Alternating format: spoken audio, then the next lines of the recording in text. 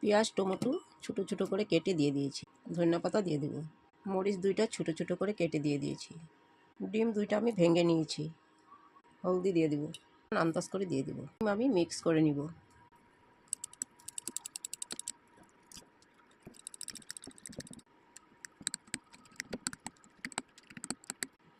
ডিম আমি ভালো করে মিক্স করে নিয়েছি, এখন আমি আমলেট বানিয়ে নেব।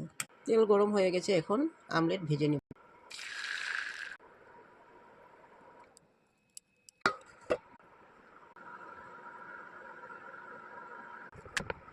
আমলেট হয়ে গেছে, নামিয়ে নেব।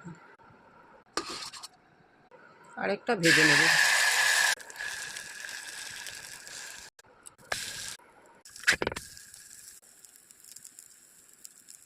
আমলেটের রেসিপি আমার হয়ে গেছে। Thank you.